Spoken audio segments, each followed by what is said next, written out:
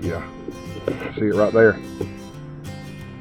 Yeah, we got a lot of water that came in through the carburetors. Yep, so we got to get this protocol done.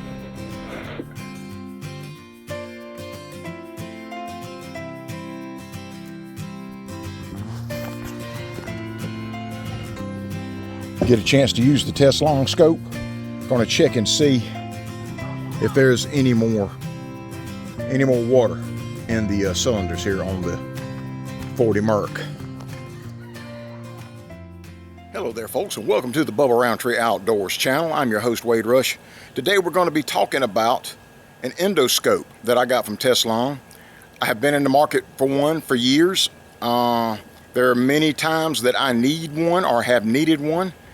And so when the folks at Teslong got a hold of me and wanted me to take a look at theirs, I jumped at the opportunity to do it. It looked like a really high quality scope, and I have really been happy with how it works out because as most of you may or may not know, I am a medically retired auto diesel technician.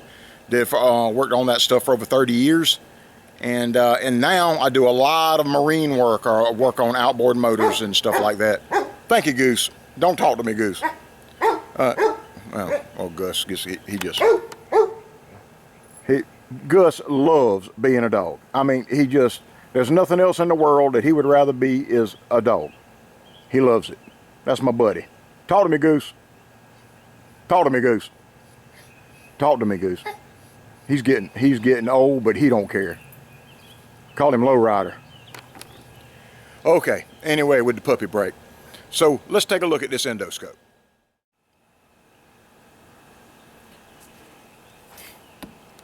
Scope comes in a real nice hard shell case.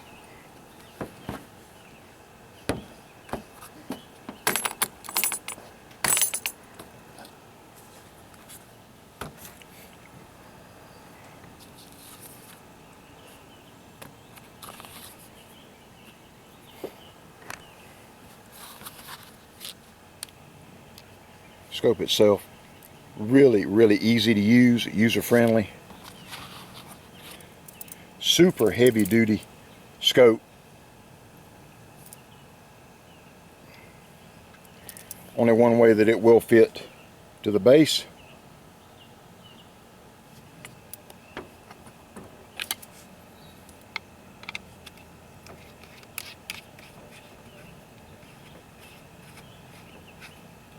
There's only two parts.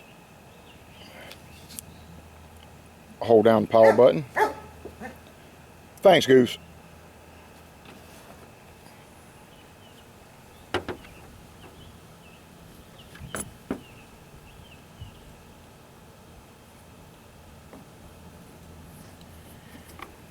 This thing, I don't exactly know how long this is, folks. I'll have to get a measurement on it and I'll let y'all know. I don't unroll this thing all the way because I don't even need it even partially unrolled with the kind of work that I do with it.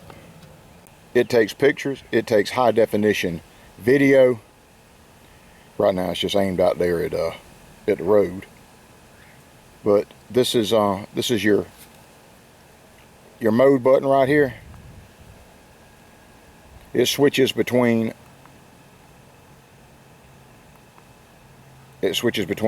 pictures, video, and your files, which I don't have any in here right now. I use video most of the time. And another very nice feature is that we have a removable micro SD media. I love having removable media from this unit. You can plug it up with a C-type data cable or just take the card out, which is what I prefer to do anyway.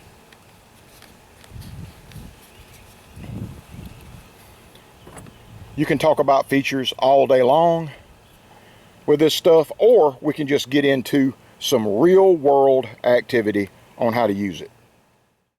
Folks, first steps in the protocol is, well, I've got drying everything out. I'm gonna have to pull carburetors off because this engine went underwater. It was not running, but it went underwater. And if we look at the scope, we can see that cylinder number 4, the bottom cylinder, had a good bit of water in it. And so the best way to clear that out is pull the plugs out. Number 4 cylinder down here on the bottom. Pull the plugs out, and then we spin this thing over.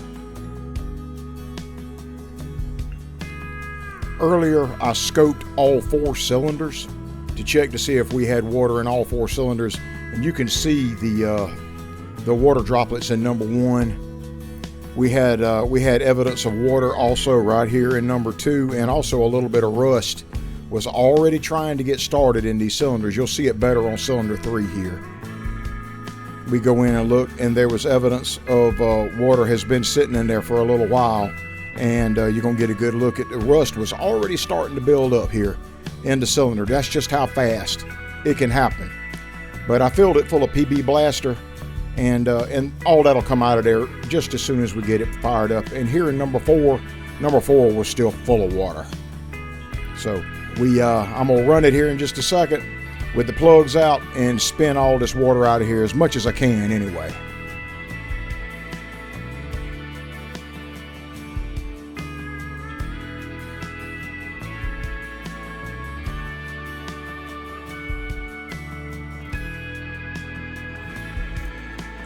Spin it over with the plugs out and kick as much of that moisture out of it as we can.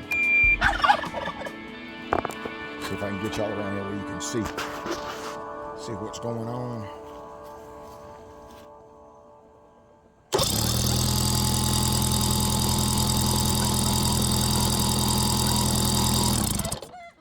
Whew, that's a lot of water coming out that cylinder.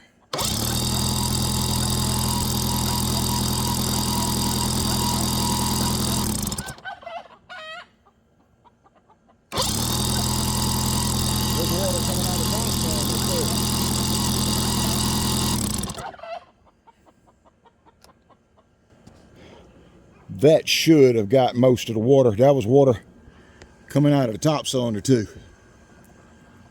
Whew. You can see the water sitting right there.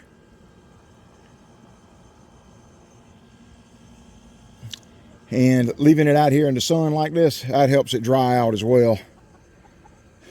You surely don't want it to hydrolock. Wow, these pistons up a little bit too close.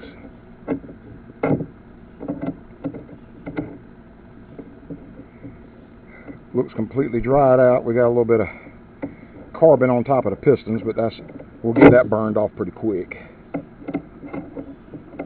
Pistons right there at the top. All right, well, the water's gone. All righty, folks, this is just to see if she lives. We're going to hit both carburetors with a little bit of carburetor cleaner. Let's see if it burps. Uh-oh. All righty then. She lives.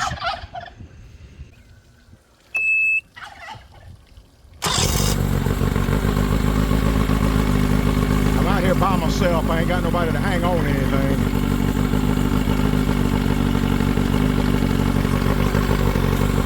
But we got her back.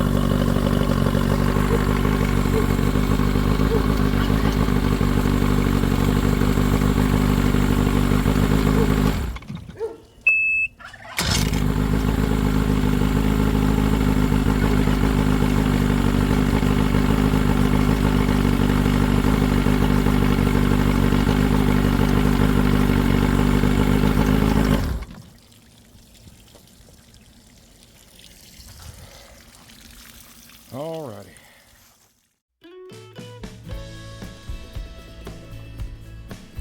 I have a second project motor that I'm working on. It's a 60 Evinrude.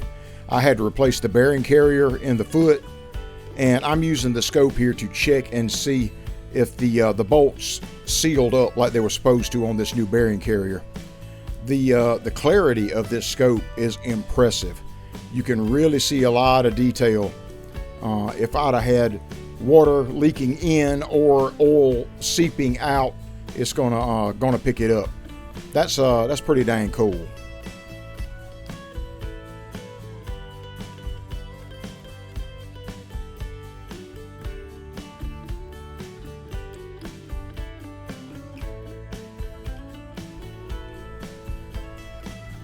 I also do a lot of hobby type gunsmithing, and this thing is an excellent bore scope on the big bored firearms, especially like shotguns.